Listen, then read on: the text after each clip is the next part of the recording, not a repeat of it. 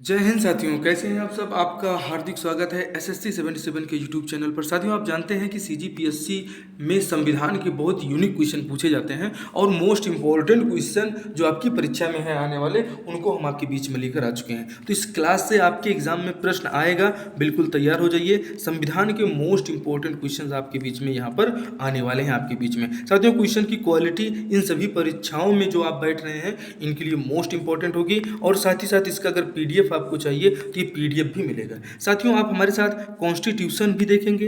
Constitution के साथ साथ में इसी सेशन में आप ये भी देख पाएंगे कि उनसे जुड़े हुए करंट अफेयर के जो क्वेश्चन हैं वो भी हम आपके बीच में प्रस्तुत करते रहेंगे। साथियों, जनरल अवेयरनेस भी होगा। तो ये CGPSC, CG Vyapam, EMRS, TGT, PGT, UP PET, UP police, PSC, RO, ARO, तो आप बिल्कुल तैयार हो जाइए। साथियों, अगर आपको पीडीएफ चाहिए तो आप टेलीग्राम में क्या लिखेंगे, टेलीग्राम में लिखिए राइट इन टेलीग्राम, क्या लिखना है, एसएससी 77 आपको लिख देना है। यहाँ पर आप देख रहे हैं साथियों, तो एकदम तैयार है। मोस्ट इंपॉर्टेंट एमसीक्यू है, प्रश्नों की क्वालिटी बेहतरीन होगी। साथियों, सेशन को स्टार्ट करते हैं और पहले ही प्रश्न से शुरुआत करेंगे और पहले प्रश्न का उत्तर आपको बताना है। इस पहले प्रश्न का उत्तर क्या है साथियों। अब ये प्रश्न मोस्ट इंपॉर्टेंट है साथियों, और कई बार परीक्षा में रिपीट हुआ है। साथियों, संविधान के अनुसार भारत के राष्ट्रपति की शक्ति निम्न में से किसके समान है। आप जानते हैं महत्वपूर्ण क्वेश्चन है और आपके एग्जाम में है छपने वाला, तो तैयार हो जाइए। ब्रिटेन के राजा के भी बारे में जानते हैं कि अभी जो है अभी हाल ही में उनका जो चुनाव हुआ है, और अमेरिका के राष्ट्रपति जो बाइडेन को भी आप जानते हैं, कनाडा के राष्ट्रपति ट्रूडो महोदय को जानते हैं, फ्रांस के राष्ट्रपति जो है इमानुएल मैक्रों को भी आप जानते हैं। साथियों, तो आप बताइए कि राष्ट्रपति की शक्ति हमारे अभी, अच्छा वर्तमान में हमारी राष्ट्रपति महोदया को आप जानते हैं, ये हमारी द्रौपदी मुर्मू महोदया भी हमारे देश की वर्तमान राष्ट्रपति हैं। संविधान के अनुच्छेद 52 में ये कहा गया है कि भारत का एक राष्ट्रपति होगा साथियों, ठीक है। तो ये द्रौपदी मुर्मू जी का पावर किसके समान है, ये प्रश्न आपसे यहाँ पर पूछा गया है साथियों। चलिए इस प्रश्न का उत्तर बताइए। तो ऑप्शन आप जो है क्या टिक कर रहे हैं, और ज़्यादातर लोग जो इसमें क्वेश्चंस का आंसर टिक करेंगे, ऑप्शन ए ही बिल्कुल सही होगा कि ब्रिटेन के राजा के समान हमारे राष्ट्रपति की पावर है, ठीक है साथियों। क्योंकि सारे काम तो हमारे कौन करते हैं, मोदी जी करते हैं, प्रधानमंत्री जी करते हैं, लेकिन नाम से किसके होता है, तो नाम से किसके होता है, तो ये नाम से राष्ट्रपति के ही होता है। राष्ट्रपति के ही सभी के नाम से ही सारे कार्य किए जाते हैं, और हमारे देश के राष्ट्रपति की शक्ति जो है वो ब्रिटेन के राजा के समान है। साथियों, आपसे पूछ लिया जाए कि अमेरिका के राष्ट्रपति कौन है, तो आप जरूर लिख दीजिएगा कि जो बाइडेन वहाँ के भी राष्ट्रपति हैं, और ये परीक्षा में कई बार ऐसे प्रश्न साथियों पूछे गए हैं साथियों, ठीक है। तो ये मोस्ट इंपॉर्टेंट क्वेश्चन है। अगले प्रश्न की तरफ बढ़ेंगे साथियों। निम्न में से किस अधिनियम को मार्ले मिंटो सुधार के नाम से जाना जाता है। ये सभी जो अधिनियम है, ये सभी अधिनियम ही मोस्ट इंपॉर्टेंट है और ये परीक्षा में प्रायः पूछे जाते हैं। तो ये साथियों क्लास ही आप हमारे साथ कॉन्स्टिट्यूशन की देख रहे हैं। तो जब कॉन्स्टिट्यूशन है तो आपको बिल्कुल मिलेगा कि भारत परिषद अधिनियम 1909, क्या इसको मार्ले मिंटो सुधार कहते हैं। अब ये मार्ले कौन है भाई साहब, और मिंटो कौन है, इनके बारे में भी आप जानेंगे साथियों हमारे साथ। मोस्ट इंपॉर्टेंट सेशन है। आप एकदम सारी चीज़ें जो आपके दिमाग में चल रही हैं एक बार फिर से रिवाइज आज हम कराने वाले हैं, तो एकदम तैयार हो जाइए। एकदम रिवीजन वाला सेशन है और जल्दी जल्दी चीज़ों को हम ले आएंगे साथियों। भारत परिषद अधिनियम 1919 को ऑप्शन ए बिल्कुल सही है। भारत शासन अधिनियम 1919 के भी बारे में बताएंगे, जिसे आप किस नाम से जानते हैं साथियों, तो इसी को तो आप जानते हैं कि क्या मॉन्टेग्यू चेम्सफोर्ड सुधार के नाम से जो आप जानते हैं, वो यही भारत शासन अधिनियम 1919 है साथियों।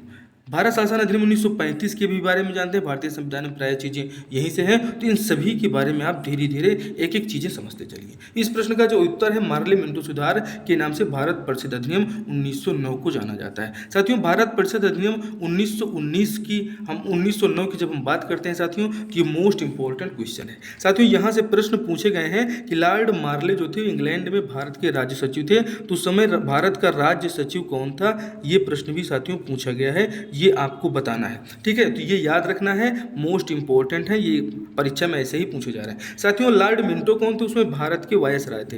पहली बार किसी भारतीय को वायसराय और गवर्नर की कार्यपालिक परिषद के साथ एसोसिएशन बनाने का प्रावधान किया गया साथियों। लॉर्ड मिंटो वही हैं जिनको सांप्रदायिक निर्वाचन का जनक कहा जाता है। तो लॉर्ड मिंटो और भारत शासन अधिनियम 1909 के बारे में इतनी चीज़ें हमें जानना बहुत इंपॉर्टेंट है, चूँकि ये पूछा जाता है कि मार्ले कौन था भैया, तो ये मार्ले वो था जो इंग्लैंड में भारत के राज्य सचिव थे। मिंटो कौन थे? ये भारत के वायसराय थे।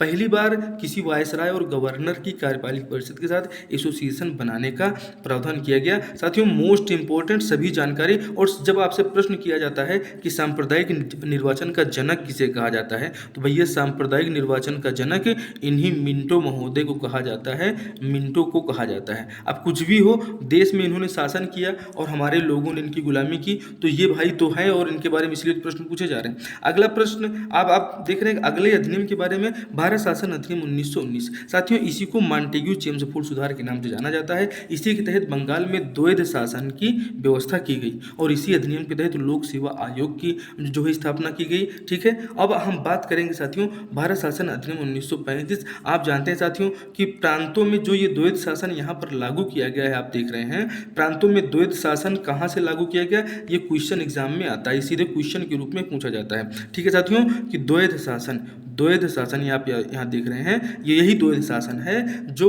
भारत शासन अधिनियम 1919 में लाया गया था, और इसी द्वैध शासन अधिनियम को भारत शासन अधिनियम 1935 से क्या कर दिया गया, समाप्त कर दिया गया। साथियों इसमें महत्वपूर्ण है कि भारत शासन अधिनियम में टोटल जो साथियों धाराएं थी, टोटल अगर आपसे पूछ लिया जाए धाराएं कितनी थी, एकदम स्पष्ट लिखा हुआ है साथियों 321। याद रखिएगा 321 धाराओं की हमारा भारत शासन अधिनियम था, और इसमें 10 अनुसूचियां थी। ये भी हमें दिमाग में बैठाने की कोशिश करना है।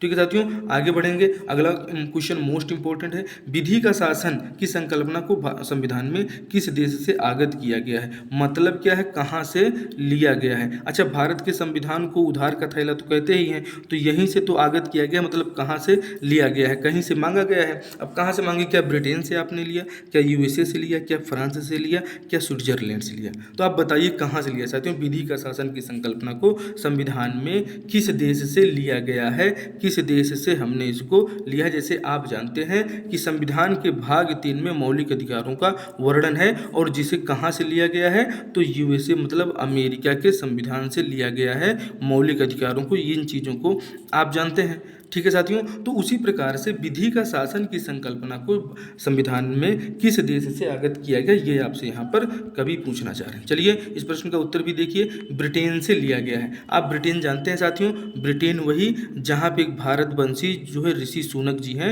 ये जो है यहाँ पर क्या है, ये यहाँ के पीएम है साथियों आप। ठीक है, और ये जो है हमारे इन्फोसिस जो कंपनी है, ये इन्फोसिस कंपनी के समझ लो कि भाई उनकी बेटी के जो है हैं, दामाद हैं, तो आप इन्फोसिस के संस्थापक का नाम भी जरूर याद रखिएगा। साथियों यूएसए के बारे में आप जानते ही हैं, तो यूएसए फ्रांस स्विट्जरलैंड, यूएसए मतलब यूनाइटेड स्टेट ऑफ अमेरिका के जहाँ के राष्ट्रपति जो बाइडेन हो जाते हैं साथियों। ठीक है आगे बढ़ेंगे। अगला प्रश्न देखिए, प्रथम केंद्रीय विधानसभा का गठन कब किया गया था, ये आपसे प्रश्न पूछा जा रहा है। मोस्ट इंपॉर्टेंट क्वेश्चन साथियों आपके बीच पर लेकर आए हैं। साथियों प्रथम केंद्रीय विधानसभा, ये केंद्रीय विधानसभा कब जो है कब गठित की गई थी, क्या साल 1922 में, 1923 में, 1921 में और 1920 में। तो साथियों जो हमारी केंद्रीय असेंबली है, केंद्रीय विधानसभा है, इसको साल 1921 में इसका गठन किया गया था। इसे आप याद रखिएगा 1921। आगे बढ़ेंगे साथियों, इस प्रश्न का जो उत्तर है साल 1921, ऑप्शन सी आपका सही हो जाएगा। जनता का जनता के लिए जनता द्वारा शासन, ये कथन किसका है, ये इस कथन को किसने कहा है, ये कभी यहाँ से आपको जो है कथन किसने कहा है, ये कथन किसका है। क्या साथियों अरस्तु ने कहा है, क्या अब्राहम लिंकन ने कहा है, क्या जॉर्ज वाशिंगटन ने कहा है, या जॉर्ज बुश ने कहा है। तो आप जानते हैं कि जॉर्ज बुश को, तो जो इस क्लास को देख रहे हैं उनको जॉर्ज बुश के बारे में पता होगा। अच्छा अरस्तु को जनता से कोई मतलब नहीं था, मतलब उनको बहुत अच्छी जो है कविताओं की भी रचना उन्होंने की है।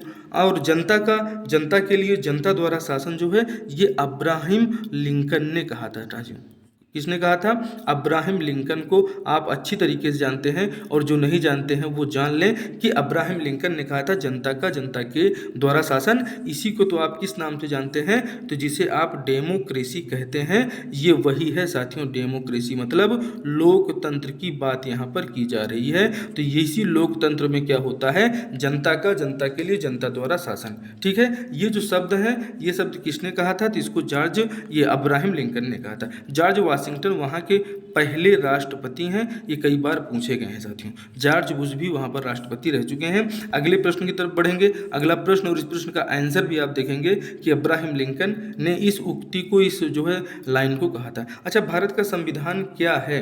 भारत का संविधान क्या संघात्मक है?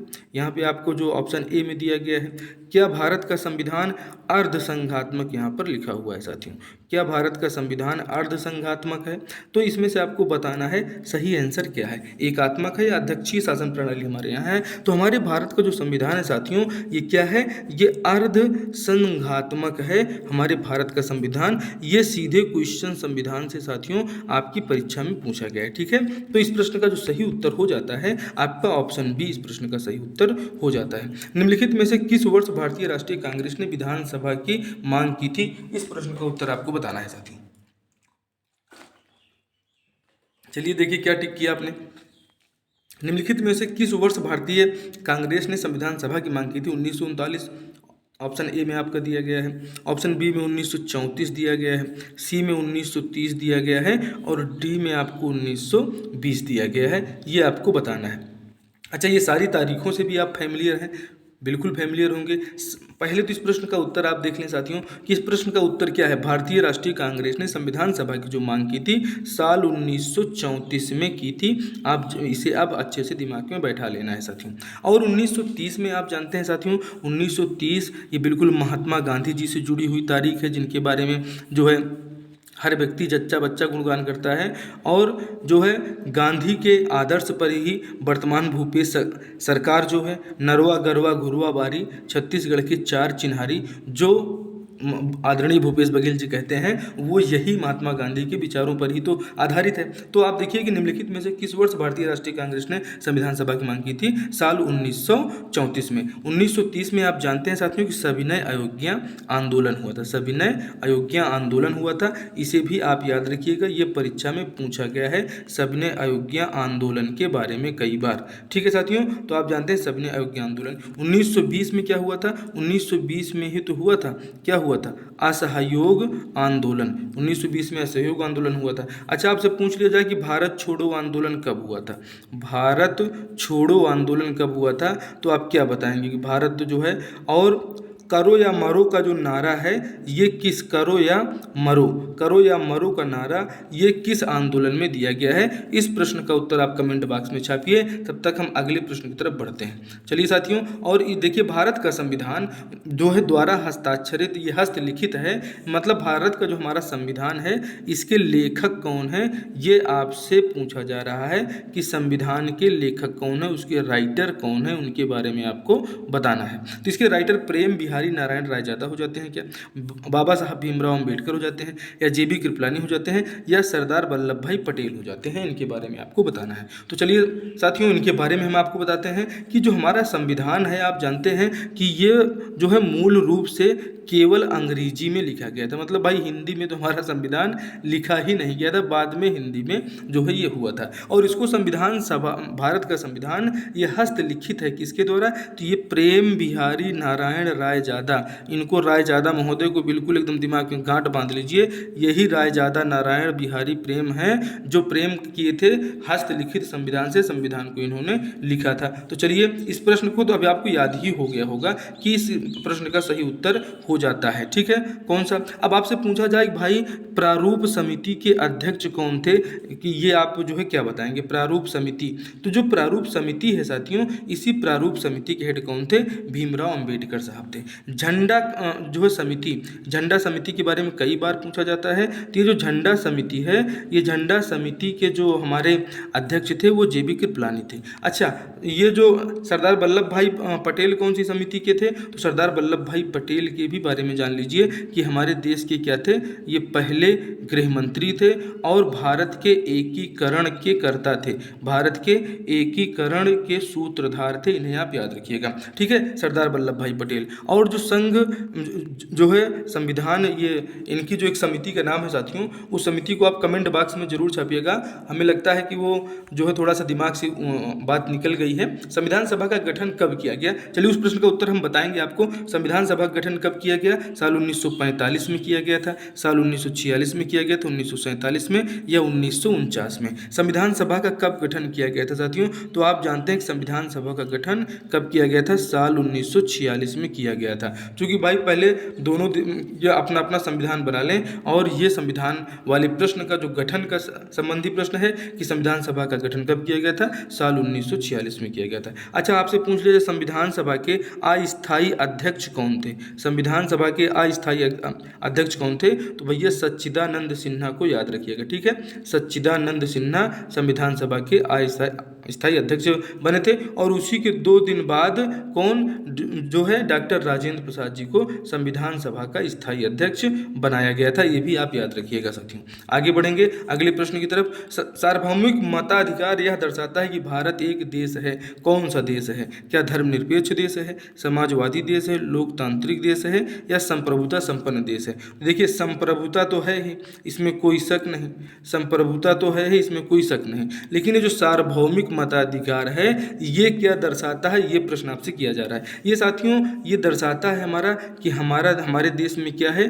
डेमोक्रेसी है, हमारे देश में लोकतंत्र है, और लोकतंत्र ने ही हमारे देश को 140 करोड़ का देश बना दिया है। अभी हाल ही में आप जानते हैं साथियों कि 23 अगस्त को चंद्र दिवस के रूप में मनाए जाने का निर्णय लिया गया है। इन सभी क्वेश्चंस को भी हमने समाहित किया है। हम करंट से जब वो प्रश्न आएगा तो उससे जोड़ते हुए हम आपको जरूर ये बताएंगे साथियों। लोकतांत्रिक ये अनुच्छेद 326 में कहा गया है साथियों। अनुच्छेद 326 में हमारा सार्वभौमिक मताधिकार यह दर्शाता है कि हमारा देश क्या है? तो हमारा देश एक डेमोक्रेटिक स्टेट है या डेमोक्रेटिक कंट्री है। इन्हें आप याद रखिएगा। आगे बढ़ेंगे साथियों। भारतीय संविधान में संविधान संशोधन की प्रक्रिया किस देश से आयात की गई है? तो अनुच्छेद 368 में संविधान संशोधन की प्रक्रिया के बारे में बताया गया है। अब ये कहाँ से ली गई है? ये चारों तरफ आपको ऑप्शन बिल्कुल पड़े हुए मिल रहा है। अब इन ऑप्शन में कौन सा सही है, आपने क्या उत्तर दिया? तो साथियों जो संविधान संशोधन है ये अनुच्छेद 368 में कहाँ से लाया गया? तो हमारे संविधान की एक विशेषता है कि हमारे संविधान को उधार का थैला कहते हैं, ठीक है। इसको उधार का थैला की उपाधि दी जाती है। तो ये उधार का थैला जो आया था साथियों ये दक्षिण अफ्रीका से आया था। अभी आप अच्छा दक्षिण अफ्रीका से जब जुड़ते हैं तो दक्षिण अफ्रीका में ही हाल ही में साथियों क्या हुआ है? आपका जो हमारा ब्रिक्स है, ठीक है, क्या है साथियों? ब्रिक्स की जो है बैठक हुई है। कौन सी बैठक हुई है साथियों? तो ये 15वीं बैठक ब्रिक्स की हुई है। कहाँ पर हुई है? तो जोहान्सबर्ग, यहाँ दक्षिण अफ्रीका में ही एक स्थान है जोहान्सबर्ग। तो जोहान्सबर्ग में क्या हुआ है? जोहान्सबर्ग में हमारा अभी ब्रिक्स का जो है समिट हुआ है, ठीक है। इस ब्रिक्स में अभी 6 नए देश, ये आप जानते हैं ये ब्रिक्स है, ब्राज़ील, रूस, इंडिया, चाइना, साउथ अफ्रीका, इसमें 6 नए देशों को जोड़ा गया है, 6 नए देशों को सदस्य बनाया गया है। ये आप नंबर ही याद रखिएगा, ठीक है साथियों। आगे बढ़ेंगे। अच्छा तो ये दक्षिण अफ्रीका से लिया गया है। ये चीज़ें अब आपको दिमाग में बैठ गई होंगी। इस प्रश्न का जो सही उत्तर हो जाएगा साथियों कि हमारे भारतीय संविधान में संविधान संशोधन की प्रक्रिया जो है दक्षिण अफ्रीका से ली गई है, और इसको अनुच्छेदीय आर्टिकल जो है 368 में इसको रखा गया है। ये भी एग्जाम में पूछा जाता है। आगे बढ़ेंगे। भारतीय संविधान में संविधान संशोधन की प्रक्रिया किस देश से आयात की गई है? दक्षिण अफ्रीका। इस प्रश्न का सही उत्तर हो जाता है। भारत के संविधान के निम्नलिखित में से कौन सा अनुच्छेद भारत के नियंत्रक महालेखा परीक्षक के कर्तव्यों और शक्तियों से संबंधित है? तो ये जो चारों अनुच्छेद आपको दिख रहे हैं इसमें से आप ऑप्शन डी को छोड़ दीजिए। ऑप्शन डी को जो छोड़कर बाकी सभी जो अनुच्छेद हैं, अनुच्छेद 148, 49, 50, ये नियंत्रक महालेखा परीक्षक से ही संबंधित हैं। इसमें इनके कर्तव्यों और शक्तियों के बारे में जो बताया गया है अनुच्छेद 149 में ये बताया गया है कि नियंत्रक एवं महालेखा परीक्षक के कर्तव्य और शक्तियां क्या होंगी। 148 में इनके पद के भी बारे में बताया गया, आपसे प्रश्न पूछा जाता है साथियों। और 343 आप जानते हैं कि राजभाषा, ठीक है, राजभाषा जो क्या है सबके अपने राज्यों की अलग अलग भाषा है, और भारत की कोई अभी तक राष्ट्रभाषा नहीं है, इसे आप याद रखिएगा, ठीक है। तो हिंदी भारत की राष्ट्रभाषा नहीं है, ठीक है। अब अनुच्छेद 343 में राजभाषा के बारे में बताया गया है साथियों। साथियों। आगे बढ़ेंगे, जो है इस प्रश्न का उत्तर ऑप्शन बी 149 हो जाता है कि नियंत्रक व महालेखा परीक्षक के कर्तव्यों और शक्तियों के बारे में अनुच्छेद 149 में बताया गया है। भारत के संविधान में समवर्ती सूची की संकल्पना कहाँ से ली गई है, ये बार बार पूछ लिया जाता है। ये जो समवर्ती सूची है ये कहाँ से ली गई है, ये आपको बताना है साथियों। तो ये जो समवर्ती सूची है, ये प्रश्न पूछा जाता है कि ऑस्ट्रेलिया के संविधान से समवर्ती सूची ली गई है। 3 प्रकार की जो है सूचियाँ होती हैं, ठीक है, उनके बारे में भी आप जानते हैं साथियों। जापान, आप जानते हैं कि जापान में हाल ही में अभी फुकुशिमा दिवस क्या हिरोशिमा दिवस मनाया गया, और संविधान के जो है समवर्ती सूची की संकल्पना ऑस्ट्रेलिया से ली गई है, ये आप याद रखिएगा साथियों। संविधान सभा द्वारा राज्यसभा में सदस्यों का मनोनयन किस देश के संविधान से लिया गया है? कि ये जो हम अपने राज्यसभा में सदस्यों का मनोनयन करते हैं, आप जानते हैं कि 12 सदस्यों को मनोनीत राष्ट्रपति महोदय करते हैं। इनके अलग अलग क्षेत्र होते हैं। अब इसमें से बताना है कि इनका मनोनयन किस देश के संविधान से, क्या हमने अमेरिका से लिया है? तो हमने भाई अमेरिका से एक चीज़ ले लिया है, कितनी चीज़ लेंगे, मौलिक अधिकार को याद रखिएगा, बाकी चीज़ें और भी बहुत हैं। ऑस्ट्रेलिया के संविधान से, आयरलैंड के संविधान से, ब्रिटेन के संविधान से। तो आप जानते हैं कि समवर्ती सूची तो कहाँ से ली गई है? ऑस्ट्रेलिया के संविधान से और आयरलैंड के संविधान से साथियों क्या लिया गया है? तो ये जो सदस्यों का मनोनयन है ये आयरलैंड के संविधान से लिया गया है। अच्छा, क्या ये सही है कि नहीं सही है? तो आइए बिल्कुल प्रश्न को चेक कर लेते हैं, और ये बिल्कुल सही है कि राज्यसभा में सदस्यों का जो मनोनयन है ये संविधान में आयरलैंड से लेकर समाहित किया गया है। भारत में संविधान दिवस कब मनाया जाता है? संविधान दिवस मोस्ट इंपॉर्टेंट है कि 26 नवंबर को संविधान दिवस मनाया जाता है साथियों। 26 जो है नवंबर को संविधान दिवस मनाया जाता है, इसे आप याद रखिएगा। और 26 नवंबर आपके 23 अगस्त आप जानते हैं कि अभी हाल ही में जब हमारा चंद्रयान, आप जानते हैं साथियों कि चंद्रयान हमारा सफलतापूर्वक साउथ पोल पर लैंड करने वाला दुनिया का पहला देश बन चुका है। कहाँ पर लैंड किया है? तो भैया साउथ पोल पर लैंड किया है, इसे भी आप याद रखिएगा। ये पहला देश है जो साउथ पोल पर लैंड किया है, ठीक है। इसमें साथियों जो हमारा लूनर मिशन के नाम से आप जानते हैं। अब ये चंद्रयान 3 जो है साथियों, इसमें 2 चीज़ें महत्वपूर्ण हो जाती हैं। अब चंद्रयान 3 23 अगस्त को क्या हुआ था? साउथ पोल पर आराम से लैंड कर गया था। इसमें लगा था, एक थे भैया प्रज्ञान जी और एक थे भैया विक्रम। तो विक्रम और प्रज्ञान क्या है ये भी आपसे पूछे जा सकते हैं। इसमें से साथियों अगर पूछा जाए लैंडर कौन सा है और रोवर कौन सा है, तो रोवर प्रज्ञान है और लैंडर विक्रम है, इनके बारे में याद रखिएगा। ये साउथ पोल पर अपनी चहलकदमी कर रहे हैं। ये 14 जुलाई को लॉन्च किया गया था, ये डेट भी आप याद रखिएगा, 14 जुलाई की तारीख। तो आपको 23 अगस्त भी क्लियर हो गया। अब जब ये 23 अगस्त को ये हमारा विक्रम और लैंडर पहुंच जाता है, तो इसीलिए 23 अगस्त को अंतरिक्ष दिवस, राष्ट्रीय अंतरिक्ष दिवस के रूप में मनाए जाने की घोषणा मोदी जी ने किया है साथियों। 16 सितंबर को क्या होता है? आप जानते हैं कि 16 सितंबर को विश्व ओजोन दिवस मनाया जाता है। क्या मनाया जाता है? विश्व ओजोन दिवस। आप जानते हैं मॉन्ट्रियल प्रोटोकॉल, तो ये वहीं पर हुआ था साथियों। और 16 सितंबर को जो ये प्रोटोकॉल हुआ था, मॉन्ट्रियल प्रोटोकॉल, तो ये वही 16 सितंबर से मनाया जाने लगा कि भाई ये साथियों 16 सितंबर को विश्व ओजोन दिवस मनाया जाता है। अच्छा, इस प्रश्न का सही उत्तर क्या है? तो ऑप्शन सी आप देख ही रहे हैं कि इस प्रश्न का सही उत्तर हो जाता है संविधान दिवस 26 नवंबर को मनाया जाता है। आपने सभी ऑप्शंस के बारे में अच्छे से देखा, ठीक है साथियों। भारत का मूल संविधान कहाँ से प्रकाशित हुआ था? ठीक है साथियों, सब कुछ तो ठीक है, सब कुछ आप जानते हैं, लेकिन ये बताइए कि ये कौन सी, ये कहाँ की प्रेस है जहाँ से ये हमारा संविधान प्रकाशित हुआ था भैया? तो ये जो प्रकाशित हुआ था ये देहरादून की प्रेस से प्रकाशित हुआ था।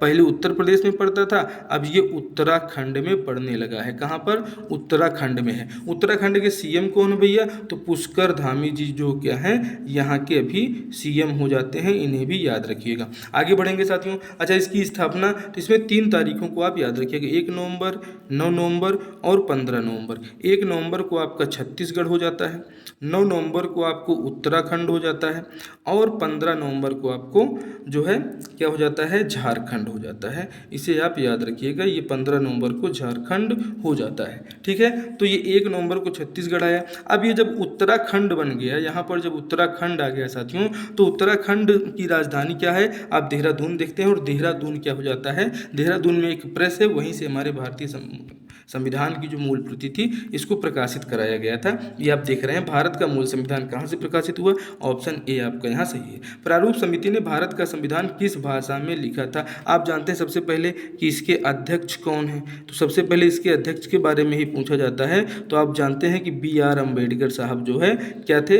इसके अध्यक्ष थे, प्रारूप समिति के अध्यक्ष। तो अध्यक्ष महोदय ने किस में केवल लिखा, तो अध्यक्ष महोदय उस समय खाली अंग्रेजी में जो है प्रारूप समिति ने अंग्रेजी में ही जो है संविधान को लिखा था। ठीक है साथियों, ये ऑप्शन ए हिंदी और अंग्रेजी दोनों में, तो बाद में बहुत सारी भाषाओं में, अब तो दुनिया भर की भाषाओं में प्रकाशित भी हो चुका है। आगे बढ़ेंगे साथियों, इस प्रश्न का उत्तर ऑप्शन बी केवल अंग्रेजी। ठीक है, शासन की एकात्मक पद्धति का लाभ निम्न में से है। अब जो शासन की एकात्मक पद्धति है, इस एकात्मक पद्धति का लाभ मतलब कैसे मिलेगा, क्या है? अधिक अनुकूलनशीलता, दृढ़ राज्य, जनता द्वारा अधिक सहभागिता या सत्तावाद की कम संभावनाएं। तो ये ऑप्शन बी जो दिया गया है कि दृढ़ राज्य होते हैं जब शासन में एकात्मक पद्धति होती है, तो यहाँ पर दृढ़ राज्य पाए जाते हैं।